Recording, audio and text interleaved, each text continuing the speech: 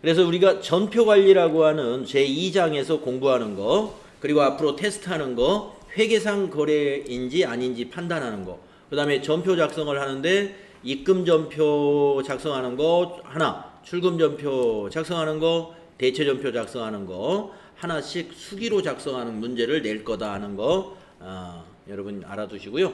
수기 양식에 쓰는 것은 제가 따로 알려드리겠습니다. 지금 요 단원에는 안 나와요. 그 다음에 이제 증빙서류 관리하기에 대해서 문제를 5문제 냈어요. 이것도 아주 쉽게 OX 하는 문제입니다. 그러니까 증빙이 올바르면 동그라미, 올바르지 않으면 X를 하면 돼요. 네. 자, 우리가 이 회사에서 말이죠, 어떤 비용을 지출하게 되면요, 그 비용을 지출한 거에 대해서 반드시 증빙을 받아와야 됩니다. 증빙을. 그런데 이 증빙이 적격 증빙이 뭐가 있냐면요, 적격 증빙이 세금 계산서. 네. 또 뭐가 적격일까요? 네? 영수증? 그렇지, 카드 매출 전표. 그냥 카드 영수증이라고 해도 좋아요. 카드 매출 전표죠, 정확히 말하면. 또 뭐가 적격 증빙일까요? 자, 세금 계산서하고 카드 영수증 나왔어요. 카드 매출 전표. 또 뭐가 적격일까요? 2가지만 적격인가요? 다른 거 받아오면 안 되나요? 현금 영수증은 어때요? 인정되죠? 현금 영수증. 자, 또 한 가지. 자, 세금 계산서가 없는 것이 있잖아요. 만약에 직원들이 이런 학원에 와서 회사 돈으로 교육을 받고 영수증 해주세요 하면 학원에서 뭘 해줄까요? 학원은 부가세가 없으니까 세금 계산서는 없을 텐데 뭘 해줄까요? 계산서를 해줍니다. 계산서라는 게 있어요. 계산서. 자, 적격 증빙 한번 적어볼까요? 여기다가 세금 책에 나온다. 뒤에 바로 나오니까 네. 뒤에 나올 거예요. 지식에서. 자, 그래서 이게 다 시험에 나오는 것들이에요. 이게. 지금 우리는 NCS 기준으로 평가를 하기 때문에 실제로 FAT 1급 시험에 나오는 위주로 제가 그 평가 문제는 그런 스타일로 안 내요. 이 NCS 평가 기준으로 문제를 내거든요. 그거 이해해 주시고, 자, 지금 말씀드린 거 여기에 다 나옵니다. 이론에서 배웠지만 다시 한번 가보겠습니다. 자, 필요 지식으로 넘어갔어요. 193페이지로 넘어갔습니다. 자, 회계상 거래하고 일상에서의 거래가 좀 차이가 있어요. 여러분, 회계상 거래는요, 이렇게 되면 무조건 회계상 거래입니다.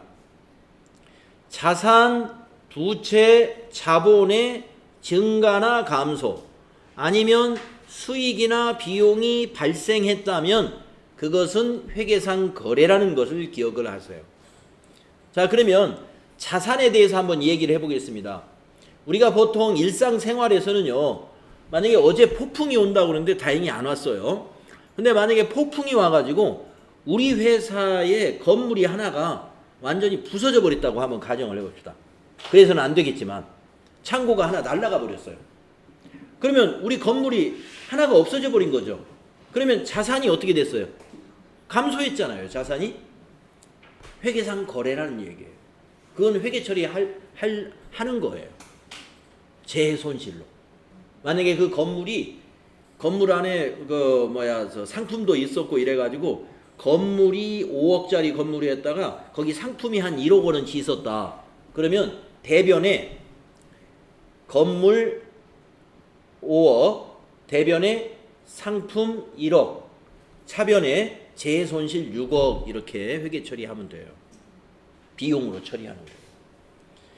자, 그런데 우리 일상생활에서는 그걸 재해라고 그러지 그걸 회계상 거래라고 안 한다 이런 얘기입니다. 그걸 여러분이 잘 기억하셔야 돼요. 그러니까 우리 회계에서는 화재가 발생했다, 파손이 있었다, 도둑을 맞았다 이런 거 전부 다 회계상 거래로 회계 처리합니다. 가격이 하락했다. 이것도 회계 처리해요. 왜 가격이 떨어져 버렸으니까. 자산이 감소해 버렸잖아요. 회계 처리한다 이겁니다. 자, 그런데 회계상 거래가 아닌 것이 있어요. 여러분은 자산이나 부채, 자본, 수익이나 비용이 발생했나 안 했나만 보시면 돼. 그러면 예를 들면 이런 거예요. 종업원의 채용 계약을 했다. 이거 회계상 거래 아닙니다. 오늘 면접 시험을 봐가지고 홍길동 씨 합격입니다. 6월 20일 날부터 첫 출근하시면 되겠습니다. 이렇게 합격 통지서를 딱 주었어요. 그러면 아직 우리 회사에 무슨 비용이 발생했거나 뭐 자산이 증가했거나 이런 거 없습니다. 그러니까 그런 건 회계상 거래가 아니다 이런 얘기예요. 그런 거 기억하시면 돼요. 그래서 여러분 회계상 거래에서 여러분 이 거래의 8요소 우리 앞에서 이론 배울 때 이거 반드시 알아야 된다 그랬죠. 아직도 이 거래의 8요소를 못 외우신 분은 내일까지는 꼭 외우셔야 됩니다. 이번 문제 거래의 8요소 쓰는 거 그냥 이 8요소를 그냥 쓰라고 안 나와요. 분개를 해놓고 예를 들어서 아까 거 그 분개 한번 써볼까요? 예를 들어서 아까 거 분개. 자, 어제 폭풍이 불어가지고 5억짜리 건물이 하나 없어지고 그 안에 있는 상품 1억도 없어졌다고 보겠습니다. 자, 그러면 이렇게 회계 처리하는 거예요. 차변의 재해 손실 6억. 그냥 귀찮으니까 이렇게 써볼게요. 원래는 이제 숫자로 써야 되지만 이게 비용 발생이에요. 그러니까 재손실 차변에 오는 것은 비용 발생이라는 것을 여러분이 어떻게 판단하는 거예요? 비용은 차변 요소이기 때문에 차변에서 발생한다 이거예요. 만약에 비용을 대변에 쓰면 비용 감소죠. 반대쪽에 가면. 이 재손실이 비용입니다. 우리가 그 앞에 개정 과목 정리에서는 재손실이 나왔는지 모르겠는데 이게 영업의 비용이에요. 영업의 비용. 자, 대변에는 뭐가 오느냐면 건물 5억 그리고 상품 1억 이게 와요. 그러면 건물 5억은 자 건물이 자산이잖아요. 우리 유형자산 배웠잖아요. 건물이 어디에 왔어요? 대변에 왔죠. 그러니까 뭐예요? 자산 감소. 자, 상품이 자산입니까? 부채입니까? 상품. 자산이죠. 재고자산에서 배웠지 않습니까? 상품. 자, 자산이 또 여기 대변에 왔어요. 자산이. 그러면 자산 감소다 이거예요. 자산 감소. 자, 거래의 8요소를 외워야 하는 이유가 이걸 외워야 되는 이유가 자산이 대변에 오면 자산 감소다. 이걸 판단할 줄 아느냐. 그것 때문에 이걸 외우는 거예요. 자, 재손실이 비용이에요. 비용이 차변에 왔어요. 차변 요소. 비용이 차변에 오면 비용이 발생했다 이거예요. 그래서 이건 비용 발생. 그래서 이 거래에 의해서 손익계산서에 6억이 반영이 돼요. 비용이 6억이면 이익은 6억이 줄어들게 되는 거예요. 우리 회사 당기 순이익에 6억만큼 나쁜 영향을 미치게 되는 거죠. 이 일로 인해서. 당장 당기 순이익이 6억 줄어요. 이런 일이 있게 되면. 비용이 6억 발생했으니까. 자, 거래의 8요소 있잖아요. 이거 모르면은 17일 날 시험 볼 때 10문제를 놓칩니다. 10문제가 이것과 관련이 있어요. 그러니까 분계를 쓰고 이렇게 어려운 건 잘 안 내요. 제가 지금 폭풍이 와가지고 건물이 한 채 없어지고 상품이 1억 원어치 없어졌다 이렇게 거창한 건 안 내요. 아주 사소한 걸 낼 거예요. 아주 사소한 걸로 내니까 쉽게 할 수 있을 걸로 봅니다. 그런데 이 개정 과목은 쉽게 생각이 날는지 모르겠는데 중요한 것은 이 거래의 8요소를 말이죠. 그냥 외우라고 그랬더니 그냥 요것만 달랑 외운 거예요. 차변 요소 4개 쓰세요. 대변 요소 4개 쓰세요. 이런 문제를 내겠다는 게 아니에요. 이렇게 분개를 해놓고 차변에 오는 재해 손실이 이게 뭐냐, 이것이 비용의 발생이냐, 자산의 증가냐, 부채의 감소냐, 부채의 증가냐, 자본의 증가냐, 자본의 감소냐, 그걸 쓰라는 거예요. 그러니까 요것만 달랑 외워가지고는 뭐예요? 소용이 없어요. 이걸 외워가지고 그걸 갖다가 여기다가 반영을 할 줄 알아야지. 네, 그런 문제를 10개를 낼 겁니다. 자, 그래서 또, 자, 그 다음에 이제 여기 책에도 문제가 있습니다. 자, 그 다음에 거래의 종류. 우리 거래의 종류도 앞에서 분개할 때 우리 배웠는데 여기 다시 한번 또 나오는데요. 여러분 혹시 기억나시나요? 교환거래, 손익거래, 혼합거래. 우리 앞에 이론할 때 이거 안 했던가요? 아, 나왔었습니까? 아, 제가 지금 오락가락이에요 지금. 예, 왜냐면 같은 교재를 가지고 반이 2개일 때 이게 막 헷갈립니다. 이거 이 반에서 했던 얘기 같기도 하고 저 반에서 했던 얘기도. 네. 근데 이게 또 실무를 할 때 이론에서 나왔던 게 또 나오는 것도 있거든요. 그래서 약간 헷갈려요. 이거 아마 했던 것 같아요. 네, 이거 교환거래, 손익거래, 혼합거래 분류하는 거 5문제 냈습니다. 네, 5문제 냈어요. 자, 이것도 거래의 8요소를 알면 교환거래, 손익거래, 혼합거래 착착 구분이 됩니다. 거래의 8요소를 모르면 이걸 구분을 못 한다는 거죠. 자, 교환거래가 뭐냐면요. 무조건 요 3개에만 변동이 생겨야 돼. 자산부채 자본에만. 자산부채 자본만 증가하거나 감소한 거, 그게 교환거래입니다. 다른 건 생각할 것이 없어요. 교환거래, 자산부채 자본만 변한 거. 절대 비용이나 거기 수익이 들어가 있으면 안 돼. 단 1원이라도. 아시겠죠? 비용이나 수익은 거기 10원도 들어있으면 안 됩니다. 그냥 차변 대변이 몽땅 자산 아니면 부채 아니면 자본이어야 돼. 그걸 교환거래예요. 자, 그러니까 우리 자산부채 자본은 재무상태표에 이쪽이 자산이고 대변이 부채하고 자본이죠. 재무상태표 BS 재무상태표가. 그래서 재무상태표 안에만 영향을 주는 것을 교환거래라고 그래요. 다른 말로 말하면 교환거래, 여러분 기억하십시오. 자산부채 자본에만 변화가 있다. 예를 들면 이거예요. 이와 비슷한 문제도 제가 냈어요. 자, 상품 20만 원을 현금으로 구입했다라고 하면 여러분 분개 이렇게 써야 돼요. 이 분개는 우리 앞에서 이미 배웠기 때문에 이 정도 분개는 제일 쉬운 분개죠. 우리 분개하는 요령에서 이게 나왔었어요. 자, 그래서 상품 20만 원을 현금으로 구입할 때 차변의 상품, 이게 뭐예요? 자산 증가. 대변의 현금 20만 원, 이게 뭐예요? 자산 감소. 이렇게 분개하고 여기다가 자산 감소 이렇게 쓸 줄 알고, 여기는 자산 증가 이렇게 쓸 줄 알고, 이 거래는 교환거래다 이렇게 판단할 줄 알면 10문제 다 맞출 수 있습니다.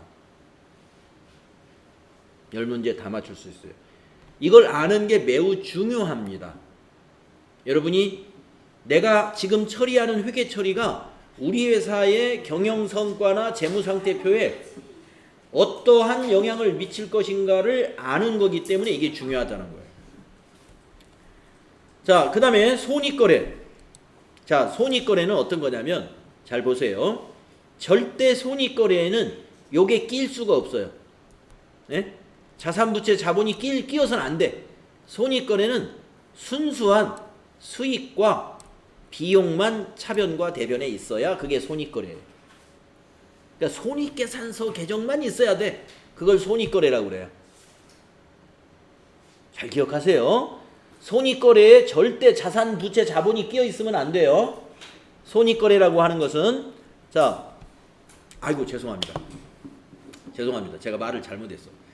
자산, 부채, 자본 끼어 있을 수 있어요. 있는데 손익거래는요, 수익이나 비용이 거래의 총액이어야 돼. 제가 아까 말했던 거 취소. 어느 한쪽은 끼어 있을 수밖에 없죠. 우리가 수익이 발생하는데 수익이 발생하려면 뭐 자산이 감소하든지 그래야 되잖아요. 그렇죠? 아니 돈이 그저 생기나요? 아니면 빚이 부채가 증가하든지 해야 수익이 나오는 거죠. 그래서 자 여기서 중요한 게 이거예요. 손익거래 거래 총액이 수익이거나 비용이어야 된다. 앞에 거래 총액. 자 그러면 밑에 거래를 보겠습니다. 이게 바로 손익거래입니다. 예금에 대한 이자 10만 원을 현금으로 받았다. 이 거래를 분개하세요. 그러면 자 현금이라는 개정 과목 하나 찾았죠. 자 현금을 받았답니다. 여러분 현금은 자산인데 현금을 받으면 차변에 기록하겠어요? 대변에 기록하겠어요? 네, 그래서 현금 차변 기록하는 거예요. 그 판단이 돼야 돼요. 현금을 받았다? 현금이 자산인데 자산의 증가는 우리 거래의 8요소에서 차변 요소다 이거예요. 그래서 그걸 외우는 거예요. 거래의 8요소를 차변 요소라고 하는 그 자산 증가가 차변이다. 이걸 차변에 배치하려고. 그런데 현금이 들어왔는데 왜 들어왔느냐? 이자를 받은 거래요. 이자는 개정 과목에서 받는 이자는 이자 수익이요, 주는 이자는 이자 비용이에요. 그러면 지금 받았기 때문에 이자 수익이죠. 이자 수익은 자연스럽게 반대쪽으로 가는 거죠. 대변으로. 그런데 이게 뭐예요? 수익이 대변에 오면 수익 발생이죠. 거래의 8요소에서 이걸 수익 발생이라고 한단 말이죠. 여러분 수익 계정 대변에 오면 수익 발생 맞잖아요. 예금에 대한 이자를 오늘 받았으니까 우리 회사 입장에서 수익이 발생했어요. 당기순이익 10만 원 증가한 거예요. 벌써 이 회계 처리를 함으로써. 자 어떤 것이 손익거래냐? 차변이든 대변이든 거래 총액이 수익이거나 또는이죠. 오화 조건이에요. 수익이거나 비용. 비용이면 차변일 것이고 수익이면 대변이겠네요. 그렇죠? 그것이 손익거래입니다. 자 이제 마지막으로 혼합거래. 이 혼합거래는요. 1번과 2번 거래가 섞여 있는 거예요. 자 그래서 여기 보면 이렇게 돼 있죠. 자산, 부채, 자본의 증감과 수익과 비용의 발생이 혼합되어 이루어진 거래다. 예를 들면 이런 거래입니다. 이와 비슷한 문제 제가 냈어요. 이와 비슷한 문제. 자, 대여금 20만 원과 그것에 대한 이자 2만 원을 현금으로 받았답니다. 현금으로 받았다. 현금은 자산에서 배웠단 말이죠. 받았으면 차변이죠. 차변에 현금 22만 원. 왜 22만 원이냐? 대여금 20만 원하고 이자까지 함께 받았어요. 그래서 22만 원인 거죠. 거래 총액이 22만 원이죠. 그런데 대변은 이 현금을 왜 받았느냐? 빌려준 돈이 대여금이에요. 대여금 빌려준 거 받았으니까 대여금이라는 자산은 대변에서 감소하고, 이자 2만 원은 수익이니까 이자 수익 2만 원 수익 발생. 자, 받는 이자는 이자 수익이요. 우리가 주는 이자는 이자 비용입니다. 개정 과목. 이자 수익은 영업의 수익이요. 이자 비용은 영업의 비용에서 우리가 공부했습니다. 이와 유사한 문제 제가 평가 문제로 냈습니다. 그래서 지금 여기 나오는 대표 샘플 거래 요 세 개 정도는 여러분이 완벽하게 이해를 하고 있어야 돼요. 완벽하게. 자, 밑에 그림을 보시면 우리가 앞에 이론 공부했을 때 나왔던 거 다시 나옵니다.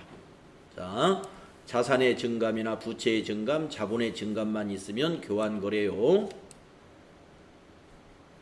거래 총액이 수익의 발생이나 비용의 발생이면 손익거래요. 이 두 개가 섞여 있으면 혼합거래다. 거래의 종류를 구분하는 문제 5개 냈습니다.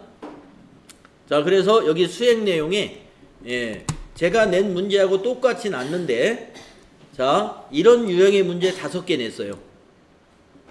문제가 아주 질문도 똑같아요. 이렇게 OX 해라. 네, 이거 5개 냈습니다. 자, 여기 한번 OX 한번 해볼까요? 자, 회계상 거래에는 동그라미, 아니면 X 해봅시다. 상품 50만 원을 외상으로 구입했답니다. 동그라미인가요? 네. 그 다음에 2번, 사무실에 사용할 냉장고를 30만 원에 구입하기로 계약했답니다. 예, 돈 주었다는 말 없죠? 예, 계약금을 주었다 그러면 그건 회계상 거래예요. 근데 이 문장으로만 보면은 냉장고 가격 알아본 거에 불과한 거예요. 가격 알아보고 거기 냉장고 파는 점원한테 이거 내일 제가 사러 올게요. 이렇게 하고 지금 나왔다는 거예요. 이거 내일 사기로 한 건 이건 회계상 거래 아니에요. 내일 사기로 하고 10% 계약금을 3만 원을 걸고 왔어요. 그건 회계상 거래예요. 회사 돈 3만 원 나갔잖아요. 그 다음에 세 번째, 상품 5만 원이 화재로 인해서 유실됐어요. 회계상 거래인가요? 네, 동그라미. 다음에 4번, 급여 150만 원을 지급하기로 하고 영업사원을 채용했어요. 아니죠. 예. 이 OX가 왜 중요하냐? 내가 회계 처리를 할 일인가 안 할 일인가를 여러분이 판단해야 된다 이겁니다. 내가 회사의 회계 담당자예요. 사장님하고 나하고 둘밖에 없어. 사장님은 회계를 잘 몰라. 모든 걸 내가 알아서 해야 돼. 그래서 사장님이 그날 이제 있었던 얘기를 쫙 할 거 아닙니까? 예, 오늘은 내가 어느 거래처에 가서 무슨 일이 있었고, 오늘 어느 거래처에 가서 무슨 일이 있었어. 뭐 너 장부하고 우리 회사 장부할 거 있으면 알아서 해봐. 뭐 회장님이 쭉 말한 일지를 보고 이건 회계상 거래니까 내가 회계 처리해야 돼. 이건 뭐 회계상 거래 아니다. 판단을 내가 해야죠. 사장님이 모르면 내가 판단해야 되죠. 그러니까 이게 중요한 거예요. 이걸 회계 처리를 해야 될 사항인가 아닌가를 판단할 줄 알아라 이겁니다. 다음에 두 번째, 자, 회계상 거래를 거래의 8요소에 따른 결합관계로 나타내시오. 이거는 말이죠. 여기다가 분계도 쓰고 결합관계도 쓰라는 거예요. 이 문제를 제가 5개 냈다 이거예요. 여긴 6개 나왔네. 네. 자, 밑에 답이 있으니까, 밑에 답이 있죠.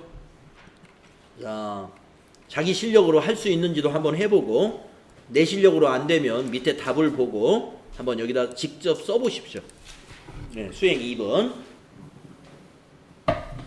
1번의 문제는 여기다 답 쓰고, 2번의 문제는 여기다 답 쓰고, 이런 식으로. 네, 밑에 정답이 있어요. 보시면서.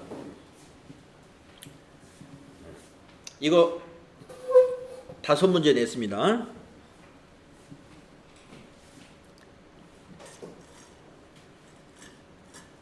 여러분들 지금 여기 정답을 보고 이해가 혹시 안 되신다면은 공부가 좀 필요합니다. 그리고 질문하시면 제가 설명을 해드리는 걸로 이렇게 해야 되거든요. 이 거래의 결합관계까지, 이 거래의 결합관계를 쓸 수 있다는 것은 거래의 8요소를 이해했다는 거예요. 그래서 이 1번 거래인 경우에 차변의 상품 10만원, 대변의 현금 10만원일 텐데, 상품이라는 자산이 차변에 오니까 자산 증가요. 왜? 자산은 차변에서 증가하고 대변에서 감소한다 그랬잖아요. 현금도 자산이에요. 근데 현금이 대변에 갔을 때는 현금이 감소했다 해서 자산 감소라는 것입니다. 그래서 1번 거래에는 회사의 자산 총액에 아무런 영향을 안 줘요. 자산 총액의 변동이 안 일어나겠죠? 왜냐? 10만 원이 증가하고 10만 원이 감소했으니까. 다만 현금은 현금성 자산이요, 즉 당좌 자산이요, 상품은 재고 자산이죠. 당좌 자산은 감소하고 재고 자산은 증가했구나. 이런 판단을 또 우리가 더 깊이 있게 할 수가 있죠. 왜? 우리가 자산 공부할 때 유동자산, 비유동자산으로 나누면서 현금은 당좌자산에서 공부했고 상품은 재고자산에서 공부했단 말이죠. 우리가 유동자산을 두 가지로 나누면 당좌자산과 재고자산으로 나누지 않습니까? 그래서 1번 거래를 여러분이 분석할 때 당좌자산은 감소하고 재고자산이 증가하는 교환거래다. 이렇게 옆에다가 교환거래 이렇게 쓸 수 있으면 지금까지 공부한 거 만점 맞는 거예요. 자, 그 다음에 2번은 무슨 거래인지 한번 써봅시다. 자, 차변에서 자산이 증가했습니다. 예, 상품 50만원, 대변에 외상매입금, 외상으로 상품을 샀나봐요. 외상매입금은 부채죠. 부채 증가.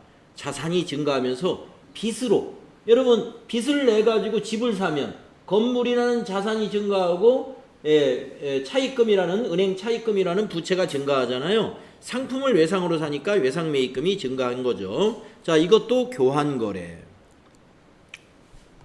자, 밑에 세 번째는 자산 증가, 부채 증가. 이것도 교환거래. 그 다음에 네 번째 부채 감소, 자산 감소. 이것도 교환거래. 또 다섯 번째 자산 증가, 수익 발생. 이건 무슨 거래? 손익거래. 거래 총액이 수익이니까. 6번 비용 발생, 자산 감소. 이건 무슨 거래죠? 손익거래. 거래 총액이 비용이 발생했으니까. 네. 이렇게 지금 여기에는 혼합거래는 하나도 없네요. 교환거래와 손익거래만, 교환거래 3개에 손익거래, 교환거래 4개에 손익거래가 2개가 있었네요. 이런 판단까지 하실 수 있어야 됩니다. 자, 오늘 여기서 이 정리한 거, 이거를 여러분이 잘 모르시면은요, 개인적인 공부 꼭 필요하다는 거 강조드립니다. 개인적인 공부 해줘야 됩니다. 앞에서 우리 공부했던 거 다시 복습을 해서. 자, 내일 전표 입력 공부하도록 하겠습니다. 수고했습니다.